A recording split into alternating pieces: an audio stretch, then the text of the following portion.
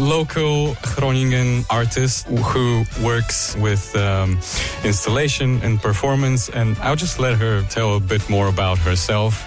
Miss Samantha Pellarini, ladies and gentlemen, how are you? Woo! Hello, guys. Super nice to be here with you today. The crowd goes wild. Yeah. How you doing? Good. This is really exciting. Yeah. Thank you for having me. This is weird being on the radio. A little bit, yeah. A little bit, yeah. Well, hopefully those nerves loosen up. I was thinking over the course of this following hour, we can talk about what you do, what it means to you, how you got here, your journey as an artist. Nice. Does that sound cool? Sounds awesome. All right. Okay, well, where does your interest in art come from? Like, how did that whole thing start? Ooh, that's a while ago. Yeah, well, I don't know. Since I was a little kid, I was like just regularly drawing. I was actually just really bored. Mm-hmm. I was really bored at home, and my mom would be like, "Yo, what do you want to do?" I'm like, "I don't know. I'm just like really bored." And she's like, "Okay, let's get you some art supplies." And I'm like, "Okay, cool. Sounds awesome." Nice. Yeah. So I just kind of like started drawing, and that went from like the paper to the walls, and Right. To the walls? You just Drawing on the walls. yeah. Your mum must have loved that. Yeah, my mom actually was like, draw me a mural here. Like, yeah, I think she was just really like trying to keep me busy. Actually, where are you from? So that's always a really hard question to answer because, well, I'm Venezuelan Italian. Okay. I am born and raised in Venezuela, Right. but I have Italian heritage. So most of my family is like Italian. Yeah. As far as I know, that also plays a role in your work later on, right? Yeah, very much, I think. Those themes of heritage and stuff. Yeah, heritage and kind of like displacement, migration. How are you feeling in your childhood as an artistic kid? Did you feel you can connect with other kids with that interest? Yeah, I mean, like, I always felt like a little oddball, you know? I was like, I like to do like dancing in the middle of the classroom and things like normally other kids would be like, oh, she's weird. Yeah. Good But thing. Yeah. But was there an environment that sort of fostered your creativity? Like, was there as you grew up, like teenage years and stuff like that? Was there a nice art scene where you lived in Venezuela? I think it was like mainly for me, it was my home. I was a lot of the time at home. I wasn't really allowed to go outside or play with other kids that much. So I was, surrounded by my things in my room. And I just really tried to get myself to do something and to just kind of imagine all the things I could do if I would be outside. Sounds like a little bit of a sad story. It's not. Well, it's okay. But I was really inspired by my home environment. So what kind of things did you imagine you could do if you were to go outside then from in there? Yeah, like I wanted to just play with things and people and just kind of like, I had a very fantasy-based idea. So like I loved mermaids and fairies and things like that. Did you have any major inspirations or like any specific artists or media that inspired you when you grew up? Well, back in the time, there was not really internet. Back in the time, that's true. That's true. Yeah, so I was just like, I had some books and I just would look at like Picasso things and like the main Frida Kahlo situation. So Right. You mentioned you studied architecture, right? Yeah. In Venezuela. Yes, I did. What was that about? Like, well, I really wanted to do art for like always, but it wasn't really an opportunity in the place where I lived. I mean, I lived in an industrial town. And there wasn't really an art school there. And if I really wanted to do art, I had to go to the capital. The capital is like 8 hours away. And it was a bit of a difficult choice. Like I studied and I graduated pretty young at 16. So then I thought, okay, what do I want to do, you know? And I wanted to do something related to art. And I thought, okay, architecture, art, spaces, creating like beautiful places. And so you wanted to create your own art spaces then? yeah. Yeah. Did you have any like projects in mind already? Like any concepts that you wanted to realize? Well, like the first maquette I built was an music school in the shape of a Really? violin. So Oh, that's sick. Nice. That's pretty Yeah. cool. What does that? What does a maquette mean? How do you visualize that? So it's like you make like a model. Uh-huh. So it's like a physical model of something you want to build in huge. Okay. Is maquette the word in English? I Yeah. really like that idea of you said there was no real art outlet in where you grew up, so you decided, well, then I'm going to have to do it myself, Yeah. which is a great attitude, really. Powerful. Yeah. Absolutely. Very cool. Right. Thanks. So, at some point, though, you decide to move abroad. You decide to study arts abroad. Yeah. How did that decision come about? And you Was end it up a- in Groningen as You well. end up in Groningen. Yeah. Funny. It's a pretty long story. I'm going to try to keep it short. Sure thing. So yeah, like I had this idea. I really wanted to make art and like do something with it. So I had the opportunity to go to live in Ireland. And Oh, wow. I was going to go there for 6 months. But I arrived there and I had to build a portfolio before I could get into art school. And I had to work because I had no money. Yeah. So I had So it is. so I decided to just kind of like take this time to build portfolio and apply to the art school there. But in the meantime, I stayed there around 2 years. And in the meantime, I came to visit my friend Valeria. She's listening right now. Hello, Valeria. Hi there. I came to visit her in Groningen and I was like, oh my God, this is like the city of like gingerbread houses. Right. Oh, that's a good point. Yeah, It doesn't seem real. Yeah, it was like, It's too clean. yeah, boy. I was like, I swear to God, like that person like walking in another plant soon with their dog is being paid to do that because this is like a film shoot. Everything Right. looked like a scene ready to shoot a movie. It's like It seemed surreal. It's like a right? perfume ad or something. Yeah. Yeah. Just throughout the whole city. That's just really weird for me to hear. Like, I was born and raised in this town, right? And you say you have history in Venezuela and in Italy. You've been to Ireland, and then this place is the magical kingdom of the fairy bread people. Are you a fairy, Johan? That's a very personal question. Kind of like Too personal for radio. I'll keep the wings hidden. Yeah. Oh, yeah.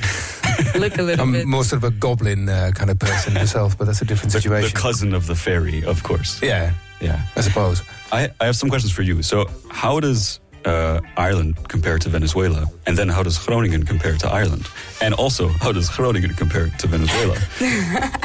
Interesting. Tick them all off. Yeah, all the connections. Yeah. Well, people complain a lot about the weather here. Guys. Rainy stuff. Yeah, like rainy. Yeah. Guys, if you go live in Ireland, like there's no explanation. It rains 300 days a year. Come on, like. It rains 400 days. honestly, here is fine. Right. Yeah, I mean, like in Ireland, I didn't really find the Groningen scene of art that I found here. First of all, I think that's something really beautiful to mention. Like Groningen's like a city full of like creative people, and Minerva really gave me that as well. Like this beautiful art community where I, Right. yeah, like develop my work and so on. Yeah. How did you find out about Minerva? Just the internet? Just the internet, yeah. Yeah. Yeah, Minerva is a great. I have a friend who studies there. It seems like such a nice community of very artsy people, really just sharing their project and stuff. And it's. Do you do a lot of stuff there? So have you studied there and then? Yeah, so I studied there. And you were asking me something before. Like I came from Ireland. Well, how do I compare it to Groningen? Yeah. Several tangents at the same time, Several but they all tangents. matter. Yeah. How does it compare to Groningen to Ireland. So yeah, there I didn't really have the scene. Then I come here and it was like, indeed, that fairy tale looking like place. And So it's mainly the vibrant scene that really caught your definitely your attention here. Yeah. No, I can see that having a sense of community and having a sense of that your work is part of this larger community of artists is. Yeah, very that's really important, I beautiful. bet. Yeah. Also, because my work, it requires like I like to work with a lot of people. I can't make the stuff I make on my own.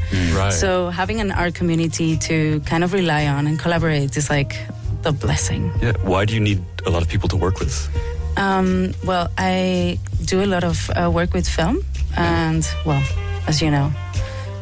But our audience doesn't yet, so tell us anyway. Well, film requires quite some people to put it together, and I did a lot of it on my own in the past, and then I discovered. I was called by Yannicka to work with Familia Asesina, which was fantastic. And then I also met there some people who actually were working in the film industry, and we decided to kind of like make more complex video projects. Okay, yeah. And besides that, I work a lot with installation, and well, I'm not that like big of a welder, for example, and you always need people, or like for the music that we have made for the film. So yeah, like it has a lot of elements. It's quite transdisciplinary. So there's many minds coming together. Really. Yeah, It's a team effort, Work of art. big art projects. Yeah. Right. So, are you a professional artist? Is that mainly your thing? I think so. Is that your main source of income right now? That's a better way to phrase it. Let's say. Is art about money for you? Is the question. Well, you know. Or is it something bigger? You know, like the things I make, they're not really sellable. So that's always like something that I think back at, and I think like, should I start making more sellable things? But hey, I love what I do, and like I really like to work mainly with the cultural funds. So like Kunstrat or Kunstpunt. There's a lot of like I'm applying now from the Mondrian funds as well. Right. So I like to work with this that maintains like kind of like as well. Yeah, that's a real good capacity to- practical point, actually. Like, how does art get made? How does an artist live? How does an artist turn their passion into something which also sustains them purely financially? Yeah. So, like, these funds are basically the main source of. Well, I think, you know, making money out of art is hella hard. Right. It's like super hard. Too true. Too true. And a lot of people are not aware of this. Like, people just think art gets made and sold and happily ever after. Or like there's the other misconception that artists live poorly forever, which is a lot of true. The starving artist sort of thing, right? You become really miserable, and then you make art about it, and it's beautiful, and then you die a gruesome, lonely death. And that's it. But that one gets romanticized quite a bit. Very romanticized, yeah. But then these works of art, they're many minds coming together. You work with so many different people. It's a very multidisciplinary thing. How do you find these people? Like, did you make most of your connections at Minerva or afterwards? How do you go about approaching people? How do you connect with them? Yeah, well, like I met a lot of people during Minerva times, which we keep in contact and we collaborate together.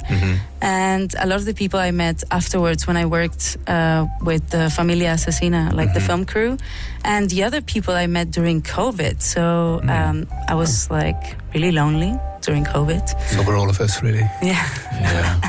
And you could only have one visitor at a time, right? So I decided to. Weird. I decided to make like this project where I would invite like one person at a time to my house to make a photo shoot. So I designed like a tarot card deck. I know the one. Taking it. I like tarot. It's very striking visually. What did you do with how did you design the deck? Tell the future with it. You know? That's what you do. Yeah, so I love costume making and I love performance. So I invited people to come over and dress up. And like a lot of people were people I knew, and most of them were creative people. But there were also a lot of people that I didn't know who contacted me through Instagram and said, hey, I want to be a tarot card. And I was like, yo, come over. Like, that's really cool. I think I saw it on your website, I believe, on your portfolio. Was it like, so it was these images or kind of small videos of people dressed up in like cloths and stuff and posing as tarot cards? That's it. Yeah. It was really cool. Yeah. Nice. And about your website, actually, a little tangent. I thought the website is really cool, and I recommend everyone should check it out. What's the URL for the website? Do It's you know? just www.samanthapellarini.com. Samantha, yeah, I thought it's got a lovely design to it. I really love how the portfolio is what are these, shells or Yeah. like rocks? Or, Yeah. I love it. It's a shelf of shells. Yeah, it's a lovely little website. Check it out to see some great art. Yeah, Thank you. really nice. Do you guys want to take a short music break? Yeah. Awesome. What shall we play first, in your opinion? We can go for Dutch Mountain Tribe.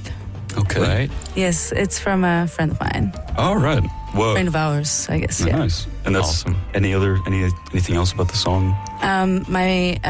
My friend John, who made the music for Mutable Waters, he made the video clip for this song, and he said like, "Oh, I think this is really nice to play," and I was like, "Yeah, Cool. I love it." Quick sidetrack to that. Mutable Waters is your latest installation, I believe, Yes. and movie as well. Yes. Great. We're going to listen to Birch's Eye View by Dutch Mountain Tribe and then get back to you with the Mutable Waters exposition. Awesome. Yeah. This is Happy Hour FM.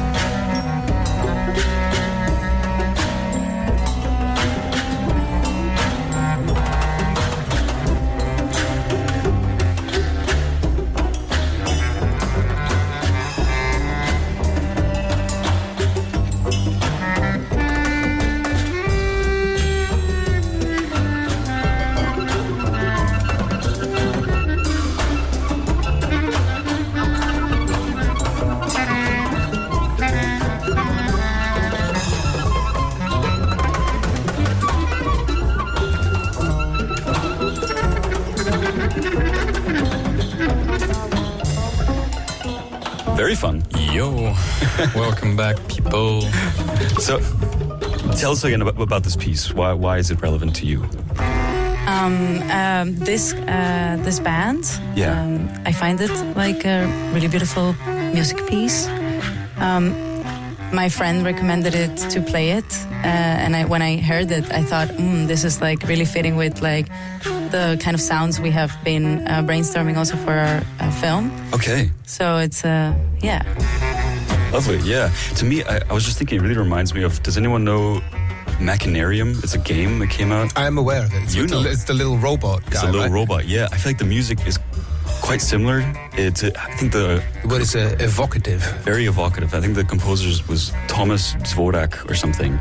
Anyway, it reminds me of that. It's very lovely, sort of atmospheric, a bit ambient, but a bit, odd. Yeah, it's I would nice. recommend also watching the music video. Yeah. It's fantastic. Lovely. So that's Birch's Eye View by Dutch Mountain Tribe. Very, very cool. What does this evoke in anyone else? On a slight tangent immediately. Like, what images that you get with this kind of music? Specifically you, I suppose. You're asking me? Yeah. I can't see you because there's a laptop in your face. Well, I've seen the video. Yeah. So I think I have like a little bit of an influence from that. But I see like dancing like elements in the forest, kind of like searching for things. Nice, yeah. Actually, so rituals. Yeah. What are we searching for today on this show? That's what it feels like, yeah. Like, do you have any perspective on that? Like, how much in your art do you want to tell the audience what they're supposed to be experiencing? How much freedom are you giving them to experience things as they want? I like to keep it very open as well. Like, I have concepts I work with, but at the end of the day, art is for the viewer to decode. So in that sense, I like it for it to be quite open, I would say. I have to say that, for example, like when we made Mutable Waters, the music piece was made before the film was made. You told me about that. That's fascinating, yeah. So, yeah, we had like this, I had this idea of like what kind of like ambience I wanted to create. And I went to John, and John is a artist, a musician, and a very talented person. And once he painted me, and he would play the balama, which is like it's Turkish instrument. Instrument. And when I had this idea, also together with Nathan Lauer, which is the film director from Berlin, that I co-directed this movie with, I thought, I really want to have like that instrument that John was playing in it, and like that was kind of like the source of inspiration for the sound piece. And then based on that sound, we created as well like the interaction between the characters, which was Could you try to describe actually what was Mutable Waters? It was a movie, but it was also an installation piece. It was this kind of whole integrated immersive experience that happened over the course of 2 days, a few weeks ago. Yes. Could you tell us more about that? Like, just describe what it was. Yeah, sure. So basically, Mutable Waters came out of the inspiration to making a work for the open call that was placed on Lucen Art, which is a art magazine in, I believe, Berlin and Rome. And we created this work, which could be either a photograph or a moving image. And we created a film based on the topic of mimesis, so like mimicking. And from that, we got selected. Mimicking nature specifically, right? Yeah, mimicking nature, yeah. So you got selected, but out of a group of how many, do you know? It was 1,350 applications. Oy. And how many were selected? Was it just you? No, it was like 60 people got selected. Still, yeah. Incredible. Wow. Bravo. How did that feel when you got that confirmation that you were picked? I was super excited. Yeah. Yeah. I was like shouting with Nathan. Nice. Yeah. It was Nice. fantastic. Yeah, it was a great moment. How much time did you have from knowing that you were going to do it to actually doing it?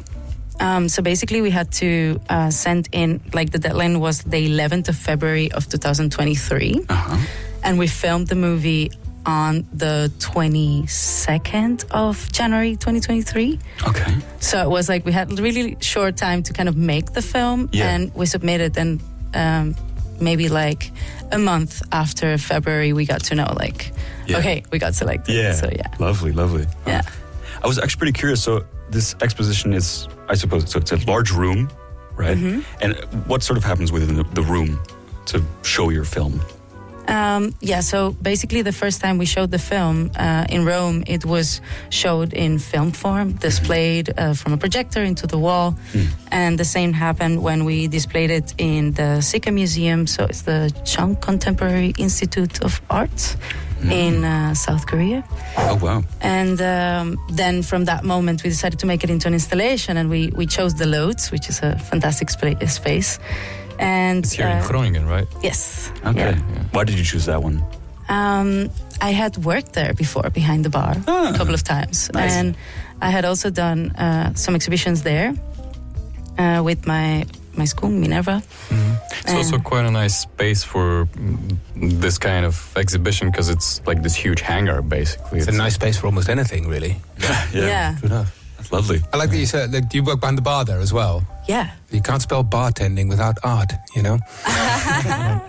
Coming from a bartender, right? Yeah, there's several in the room, I think. Right. Fantastic. Yeah. But yeah, like I had this idea of building also like a sort of little pond, and the Loads people were like, yeah, you can do whatever. As long as you clean it up after. I was like, oh, this is the place. Little pond. Wait a minute. How does that look? So basically you have like this rectangular space, right? Right. This is the Loads. Okay. And then in the middle of the space you have a shallow rectangle full of water. Okay. How full? Like how deep? Like 5 centimeters deep. Okay. And from the ceiling there's hanging multiple fabrics, and there's these are like transparent slightly. They're hanging onto the water and outside the water and kind of dispersed through the space. So they hang from the ceiling and they drop into the water. That's the idea? Yes, Awesome. that's the idea. And then we got these massive projectors. And then with these massive projectors, seriously, like monster projectors. Never seen something like that in my life. Cool. But then the film gets projected onto the fabrics, into the water, and like you can walk through the installation, looking at the film in the water reflection, or on the fabrics, or on your own clothes, or Whoa. kind of casting shadows. People could actually walk through the water during the projection of the film. Yes. Oh, that's cool. Yeah. Wow. So I'm guessing the film just ran on repeat, and then people walked through it, or Yeah. So we did it was kind of like on loop constantly. yeah. And we displayed different versions of it. So some of them were the original version, and then you had the more interactive version, which was kind of like a kaleidoscope version of the film. And also when you walk through the water, the reflections from the beamer into the water would create like this green waves on the fabric. So Cool. that's kind of nice. That sounds excellent. What's the hardest part of setting up something like this? Time. You have short time. Short time. One day. But that's the physical setup, like not planning, but just Physical actually setup putting it was together. one day. That's the hardest part. Yeah. Building it. Huh? Building it, I imagine. Like you've got all these ideas in your head, and then you've actually got to go and do it. And I imagine For sure. that's Well, quite tough when you actually get to it. actually, I had a fantastic building team I collaborated with, and Jules Wiersma, who helped me build the installation and set it up completely. And I had other people as well running over and helping me set up more things. I think like the most complicated, like, of setting something like this is like the whole production that it comes behind, that it's like completely unseen as well, you know? But yeah, like if you have a good team of people that have worked together before and that love working together, then it's fantastic. Very nice. Yeah. How does one come up with this? Like you have this movie in advance, but the idea of exactly how to show the thing came later, right? It wasn't there from the start.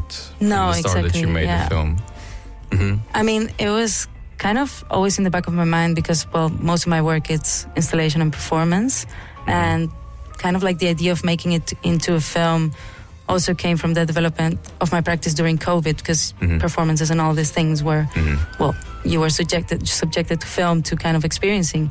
But then afterwards I thought, wouldn't it be nice to display in a different form, like after it had been shown normally in like film form? So What was the reception like for Mutable Waters? you mean like how people experienced it? Yeah. What did people think of it? Yeah, actually, yeah, I had not received that many beautiful compliments in a while, and that was like pretty like overwhelming. So like people really liked it. That's nice. Yeah, got like some nice feedback, and yeah. I feel good. How many people went through it? Through the pond? Yeah, roughly, if you have an idea. I think over like 50 people, maybe. Nice. Yeah. I had some welly boots that people could put on to walk through, but I didn't have all the sizes. But people would walk through it anyways, which was great. Proud. Yeah. Dutch feet, you know, too big. Yeah, they weren't scared of the pond, of the the water, you know. If it's the Dutch, why would they be scared of water? Yeah. It's Lame. impending doom of flood anyway. All countries based on that system anyway. Yeah. That's right. So, themes of mimesis. Apart from that, what was the movie about? What was there any kind of message to the film? Also, were you trying to get something across with the way that you exhibited it through this immersive experience? So the film was about kind of like embracing the emotions of the elements. So how could I behave like water, or how could we behave like wind or earth or fire? And kind of like from there it became this idea of mimesis, and like kind of transforming those feelings into interpreting them also like in behaviors in our body and with our emotions. That's a slightly broader question to that. Like I said it in the break just then, but do you think, on a very broad level, what is art for, do you think? Does it have a purpose? Should it have a purpose? Should it have meaning, or is it just for visual stimuli? Why? Why do you make art? Why should people make art, according Beautiful. to you? You sound like my professor back in Minerva. This is fantastic. I think for me, it's a lot about creating something that means a representation of the time now that we're living in, and also kind of like the things that make like me, I guess, and also to try to channel those feelings and find people who resonate with the same emotions. Like, Absolutely. like I've come from a far land, traveling and trying to find like more people who feel alienated by their own existence, trying to and connect with trying to others. connect with people. I think like mainly like my practice is that trying to make things together. And because you said you made this during COVID, and the themes of alienation. I imagine there was a lot of alienation going on around that time for everyone. I mean, in a literal sense and in a metaphorical sense, people were just apart. Absolutely. Does that resonate in your art? And do you think, I don't know, how could art help express feelings like that and bring people closer together, if that's what you want to do? Yeah, so I think like COVID really shaped like the beginnings of my practice. I was very busy with trying to find the meaning of home and belonging. And I wrote a thesis basically on this, kind of like looking for nearness during times of alienation. And the way I did that was, for me was like, technology helps me stay close to my family. Rituals help me stay sane. And through fantasy, I can imagine new worlds in which we can accept and deal with the new normal. So I built a spaceship. Yes. Now we're talking. And I created like the Non-Human Institute for Humanity, and from there on... To clarify, that is your graduation work from Minerva, correct? Yeah, that is my graduation work. What was the Non-Human Institute for Humanity? Yes. Amazing. You projected the Mutable Waters film onto the spaceship. Oh. Yeah, that was... we were doing some testing to see what like the projections could look like, just kind of like brainstorming on how the installation could look like. And by accident, the spaceship is in the studio and it's like standing there, and like it's a big piece. So it ended up projecting on the spaceship, and I was like, oh my God, let's not bring the spaceship to the installation, but I really want to do it. But gonna move on from this, like the movie says enough. So That was a hard decision to make. nice. But Kill your darlings, yeah. Yeah, you have to. Yeah. So that's all stuff that you have done. Yes. Talking in the past. We'll talk a bit about the present now, I suppose, and maybe a bit about the future later, or a bit about the future now. What do you want to do next?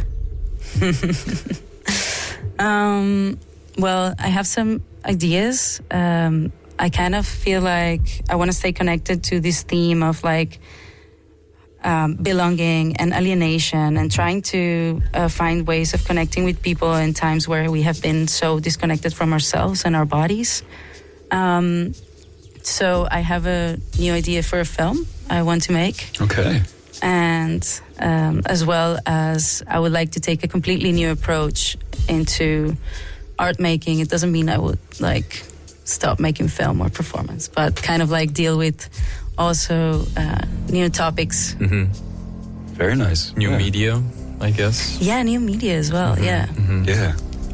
I like the transdisciplinary approach where you can kind of like blend medias and create like use them in a sort of displacement way. So I'm really curious of like what comes Awesome. next as well. Any ideas of medias you want to explore? Nothing that comes to mind necessarily Alright. right now, but yeah, Nice. like definitely like the blending of performance and film, and how Right, can you make that right. more tangible, Right. less filmy. Right. A quick question, actually. What are we listening to right now? The music. Oh, the music. Yeah. This is the soundtrack of the film, Yeah. Mutable Waters. Right. the From Mutable Waters, Wonderful. made by I was wondering, John Demran. this is great. This is quite alienating in every single way of the Right. word. Yeah. Right. It's got little Completely sci-fi alien, elements over the Little top of alien it. things. Yeah. Yeah. Yeah, the sound piece really complemented the piece. Very Like, ominous. It's lovely. Yeah. Yeah. And also informed the piece a lot, as Yeah. you said. The music came first, and Yeah, indeed.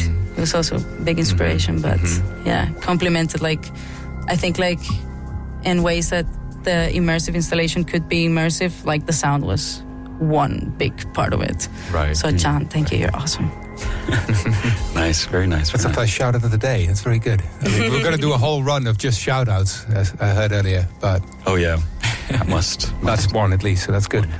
I like that. It's sort of a blend of different art, what do you call it? Mediums? Mediums, I suppose. Disciplines, I wanted to say, but same difference. Just music and film and actual exposition of standing things like spaceship or cloth hanging from the ceiling or anything. It's a blend of styles, I suppose, and new media. Where's it going to go, do you think? As a general question to everyone, I suppose, because I have no idea. But what is the future of art? He asked very You're- broadly. You're asking me. I'm asking everyone. I'm asking all our listeners. I'm asking anyone wanting to answer that question. What is the future of art? What is the future of art going to be, ladies and gentlemen? It's not AI for anyone. No, it's not. For anyone wondering. anyone- yeah. Don't even. Okay.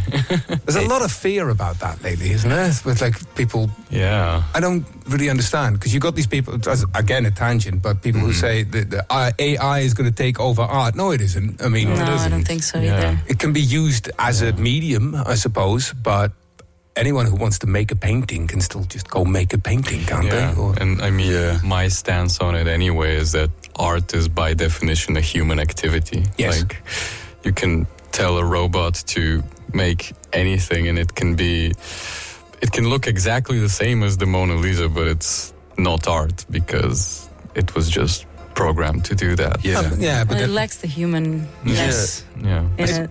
it depends on what you've programmed the robot to do. But that's the same thing as what you've taught the actors to do, or like where you've put the brush on the canvas, or where you pointed the camera, I suppose. So it's still the human behind the machine. Yeah.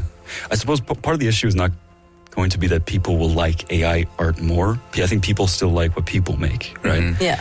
But I think an issue is just that for like companies and stuff, it's way easier to just use AI to make art for, let's say, a splash or something, or a banner or a poster. Yeah, but companies don't make art, right? Yeah, but I guess part of the argument would lie in like taking the opportunity away from an artist who would be paid to make the art for a poster or something, and then you use a computer to make it instead. On that note, let me pose this question. If what Justin just said, AI kind of takes the place of human artists when it comes to, like, let's say, big video game company needs like 1 million different versions of the same gun weapon for their video game. So there's no longer a human artist doing that job, but does that maybe open up an opportunity for that human artist to do something else, like something that comes from within for their own sake? Yeah, I don't know. You know, whenever I think of AI, I feel like it can be used as a great tool, you know, but it's kind of like so mainstream. Or kind of like it lacks that. It's a clever thing, you know. It's clever and it can produce you a lot of things and be quite efficient. But I think like art is a lot about as well. I mean, speaking from my perspective as a performer, and I think like it's a lot related to the body and the experience of making art and like the way that translates to human history. So art, like AI can make art, right? But it's a human history. Yeah, a great point. I mean, as it stands, AI can't really touch that, you know, expositions and exhibitions and stuff. Maybe the stuff that's in the exhibition perhaps is like an AI art piece, but a human still has to make it, right? You got to put it together. So I suppose the question then is, what does it take for a person to sell out? Yeah, that's a good question. I want to know too. That's wisdom. That's really cool, isn't it? I with my approach to the AI thing, I was just thinking back to one funny example that I saw, like in real life, was I think I was in Zeeland or something, somewhere down south of the Netherlands, and there were a bunch of these posters around for Sinterklaas, right? This was a while back or something, or some festival or some parade or something that was going to happen, and I immediately noticed that it was AI art because it was some like kid, you know, dressed up and everything, but he had like 6 fingers on his hands. Oh, that's a dead giveaway. And it's the dead giveaway that it's some AI drawing. Yeah. And I was thinking like, well, okay, this was like, I mean, I don't know if I'm guessing it's from the government or like the local government of the area. What would you call that? Whatever, local government. The municipality. Municipality, yeah. Right. If they set something up like this, you know, like a parade for the city, right? Then they decided that we should just use AI for this picture instead of hiring an artist, you know? I'm thinking that's a bit unfortunate, right? Well, AI is then again artificial intelligence, right? Which still has the word art in it somehow, I suppose. So it's like, bartender. Yeah, exactly. Art and you get 6 official. fingers. But you need real intelligence, I suppose, or a human, actual, not artificial intelligence, a thought behind an idea. Yeah. That you then express, I suppose. Otherwise, it's just so much blowing in the wind. Yeah. Completely. I mean, what you were saying earlier, Sammy, like this is something that you do to connect with people, something that you do to express something that's within you, like these feelings you have about your heritage, where you come from, that robots don't have that, right? Well, I guess not. Yeah. AI is a complicated topic, and I don't think we're all brushed up on it enough. Not at all. I'm thinking we take another short break, and you show us another one of the songs you've brought in. Awesome. What do you have for us now? This is Pompeii from Ava Trio. They are a group also from Groningen, and they have used also one of my photographs for their album cover, and I find the music piece very interesting. So it's great. I think I'm seeing it now on Spotify. Is the album cover, was that something you did on a beach with like a blowing cloth or something in the wind? Yes, this was a performance I did in Beedham, and it was photographed by John, the same guy who helped me with the music. Great. Okay. Well, this is Pompeii by Ava Trio. Let's take a listen. We're going to take a short listen to this and be right back on Happy Hour FM.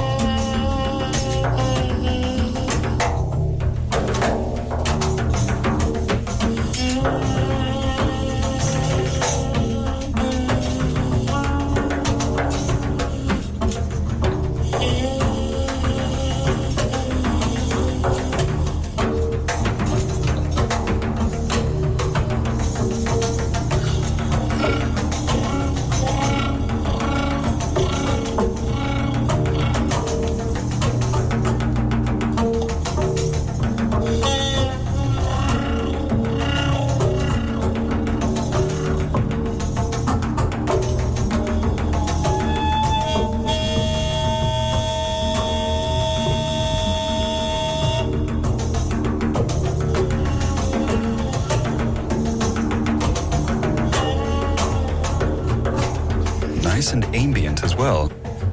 We have a little technical issue, but no matter. How are you? How are we doing? Good, yeah. Great. last couple chunk of time, we're gonna keep talking over this lovely song, Pompeii by Ava Trio, with you on the cover. Pretty fun. Any last thoughts about art and art in Groningen? Anything in general? I think if you are in Groningen, take a chance to visit events that are by artists. There's a lot of things going on in the city. Yeah. And yeah. I feel like there's a lot of very hungry artists. I mean, in the sense, like ambitious artists in the city. I'm not trying to play into the. Yeah, try to be nice now. Literally hungry artists as well. I don't.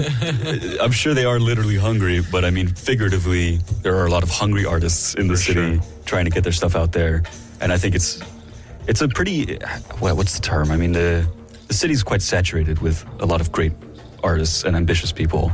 I think so. It's so wonderful to see any corner you can find someone who might be working on something fun and new. Yeah, it's a city full of creative people. So it really is. Yeah. Any inspirational words to aspiring artists in and around this city that you think they should know? Yeah. Like a message to them. A message to the people. Yeah. A message the to pressure the people. is on. What do artists or upcoming artists need to hear? No? I think it's like you have to just do it. Like also, I'm gonna go like Nike about it. Nike said it best. I'm gonna go Nike about it. Yeah, like just don't give up. This is and get high on art, Like this is my my all-time favorite sentence. Like if you enjoy art, the more you get to it, the more you're gonna love it. The more you understand it, and What if someone is going through a bit of a rut or something? How can someone maybe break sort of a gap in creativity or creative blockage? Yeah, is the doom. It's doom. Is there no escape? Once you're in it, it seems like there isn't. But once you got to do like one next project, it all like kicks in again, and it's like fantastic. So I think give yourself some time and just chill. Then just chill. Yeah, that's nice. That's good advice. Yeah. I think you need to turn the microphones up a little bit, or the music down a little bit. I'm not sure. For us, it seems. It's just me then. Yeah, just you. Yeah. I'm sorry, you're the odd one out in your little cubicle over there. Yeah, weird life. Well, what about chilling out? Where in the city would you chill out? Where do I chill out? Yeah, like what's a good place to chill out in the city? I love the Zolders. Zolders, yeah. Yeah, there's a lot of live music there. A lot of creative people go hang out there. So great. Yeah, go chill out in the Zolders. Awesome. Yeah. What's your favorite color, by the way? Turquoise. That's my favorite color. Oh, really? Yeah. Really? Nice. Good. Yeah. It's always the one I say, and I'm always like, okay. I mean, it's blue-green or something, but people are going to be like, why can't you just say blue or green? But it is turquoise. I love turquoise. Well, what are you going to have? Any plans this evening before we head off? I'm not sure actually. No? Anything to go plug? see Claudia. Well, I have to say Claudia. Claudia, it's my contextualizing angel. Okay. Big inspiration also in my art career. Lovely. Yeah. Oh, whoa. Anyway. Great. Yeah. Well, it's been a lovely time interviewing you. We have about a minute left. Yeah.